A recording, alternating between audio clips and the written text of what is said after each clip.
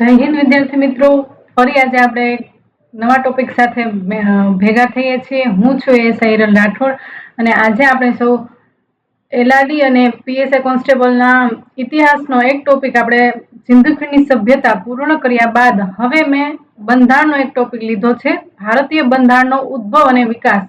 આપણે ધીરે ધીરે હરેક સબ્જેક્ટના એક એક ટોપિક પૂરા કરતા જશું, જેથી તમારો સિલેબસ કવર થતો થાય.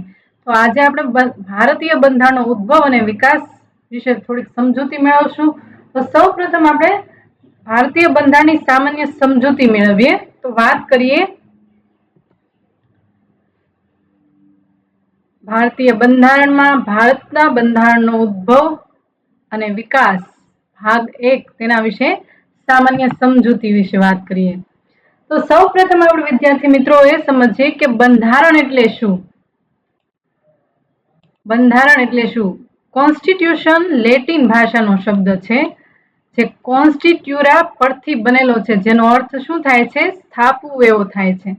બંધારણ એ એક મૌલિક કાયદાકીય દસ્તાવેજ છે, જે અનુસાર દેશની સરકાર કાર્ય કરતી હોય છે. જેમ કે આપણે ઘર ચલાવવા માટે એનું સંચાલન કરવું પડે, ખર્ચાનું મેનેજમેન્ટ કરવા માટે આપણે ઘરનું એક સૂચિ બનાવતા હોય છે કે આ વસ્તુ જોશે, આ પ્રમાણે આ વસ્તુ લેવાની છે. તેવી જ રીતે બંધારણ પણ એક કાયદાકીય દસ્તાવેજ છે, જે અનુસાર દેશની સરકાર કાર્ય કરે છે, જે જનતા દ્વારા નિમાયેલા પ્રતિનિધિઓ દ્વારા શાસિત હોય છે. આમ આદર્શતઃ જનતા જ પોતાના પર શાસન કરતી હોય છે, એવું આડકતરી રીતે કહી શકાય.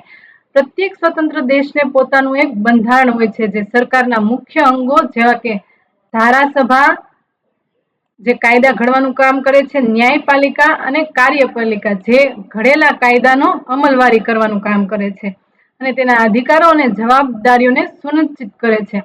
બંધારણમાં તમામ કાયદાઓનું મૂળ રહેલું હોવાથી તેને દેશનો મૂળભૂત કાયદો કહેવામાં આવે છે. આગળ વાત કરીએ કે બંધારણના પ્રકાર. મુખ્ય રીતે બંધારણના મુખ્યત્વે 2 જ પ્રકાર છે, લેખિત અને અલેખિત. આ ઉપરાંત પણ બંધારણના બીજા પ્રકાર છે, જેમ કે કઠોર એટલે કે જળ બંધારણ.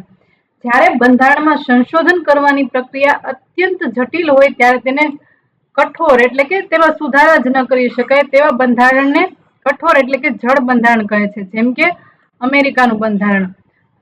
આ ઉપરાંત લચીલું બંધારણ એટલે કે ફ્લેક્સિબલ કોન્સ્ટિટ્યુશન. જ્યારે બંધારણમાં સંશોધન કરવાની પ્રક્રિયા સરળ હોય તેને લચીલું, જેમ કે બ્રિટનનું બંધારણ. હવે વાત કરીએ બંધારણનું મહત્વ શું છે. ભારત જેવા લોકશાહી દેશમાં બંધારણ પોતાનું એક વિશિષ્ટ મહત્વ ધરાવે છે. લોકશાહી વ્યવસ્થામાં સરકારની શક્તિઓ અને નાગરિકોના અધિકારો વચ્ચે એક સ્પષ્ટ સમતોલન અને વિભાજન હોવું જરૂરી છે, જે બંધારણ દ્વારા નિર્ધારિત કરવામાં આવે છે. બંધારણનું મહત્વ દેશનું શાસન ચલાવવા માટે ખૂબ જ છે. હવે ભારતમાં બંધારણનો વિકાસ કઈ રીતે થયો તેની પ્રક્રિયા તો ખૂબ જ લાંબી છે. તમે બધા જાણતા જ હશો. બ્રિટિશનું કંપની શાસન, ત્યારબાદ ઘણા બધા એક્ટ આવ્યા, ઘણા બધા સુધારા થયા. ભારતમાં બ્રિટિશ હુકુમત હેઠળ આજની આધુનિક બંધારણીય શાસન પ્રણાલી વિકસી. ઈસવીસન 1600માં ઈસ્ટ ઇન્ડિયા કંપનીની સ્થાપના તથા 1765માં તેના વ્યાપારી કંપનીની શાસકીય એકમમાં રૂપાંતરિત થવાથી ભારતીય શાસન તેમજ રાજ્ય વ્યવસ્થા પર પ્રભાવ પડ્યો. કંપની શાસન અંતર્ગત 1773 થી 1858 વચ્ચે વ્યાપક પ્રમાણમાં ભારતીય બંધારણીય અને વહીવટી પરિવર્તનો થયા તથા 1850 થી 1947 ના પ્રભાવ સુધી તાજના શાસન અંતર્ગત થયેલા વહીવટી અને ન્યાયિક પરિવર્તનોએ ભારતની રાજનૈતિક અને વહીવટી વ્યવસ્થામાં આધુનિક રાજ્યના તત્વોનો સમાવેશ કર્યો. 1857ના વિપ્લવ બાદ ભારતમાંથી કંપનીના શાસનને સમાપ્ત કરી બ્રિટિશ તાજના શાસનને સ્થાપિત કરવામાં આવ્યું. ઘટનાક્રમને 2 તબક્કામાં વહેંચ્યા છે. આપ સૌ જાણો જ છો કે પહેલું તો કંપની શાસન હતું. ભારતમાં કંપની શાસન હતું. ત્યારબાદ બીજું આવ્યું બ્રિટિશ તાજનું શાસન.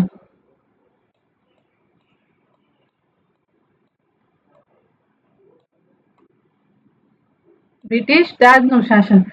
કંપની શાસન ક્યાં સુધી હતું? 1773 થી 1858 ની વચ્ચે હતું, જ્યારે બ્રિટિશ રાજનું શાસન 1858 થી 1947 સુધી હતું. તમે બધા જાણો છો કે કંપની શાસનમાં કેટલા એક્ટ આવ્યા હતા અને ત્યારબાદ બ્રિટિશ શાસનમાં કેટલા એક્ટ આવ્યા હતા.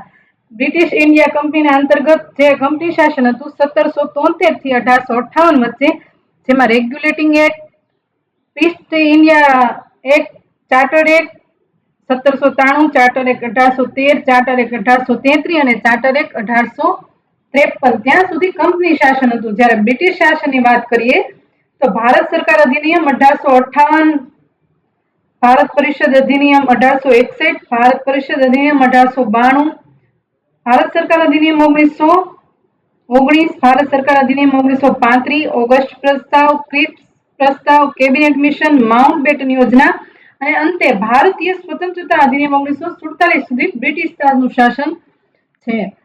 આગળ વાત કરીએ કે અહીં સુધી મેં તમારા માટે ટૂંકા વિડીયો એટલા માટે બનાવું છું કે ઘણા વિડીયો એટલા લાંબા હોય છે કે વિદ્યાર્થી ખૂબ જ બોર થઈ જાય છે, એટલા માટે તે વિડીયો પૂરા જોતા નથી. આ તેને 7 થી 10 મિનિટમાં વિડીયો તેને જોવામાં એકદમ રસ મળશે અને તેઓ નાના ટોપિક દ્વારા તેને જે પોઈન્ટ ખૂટતા છે તે અંદરથી કવર કરી શકે છે. આશા રાખું કે તમને મારો વિડીયો પસંદ આવે છે. મારો હરેક પ્રયત્ન તમને મદદરૂપ થવામાં જ હશે, કેમ કે તમને કંઈ ને કંઈ મદદરૂપ થવામાં જ મને આનંદ અને સંતોષ મળે છે. મળીએ નેક્સ્ટ વિડીયોમાં. ત્યાં સુધી મારી યુટ્યુબ ચેનલ સાથે જોડાયેલા રહો. જય હિન્દ, જય ભારત.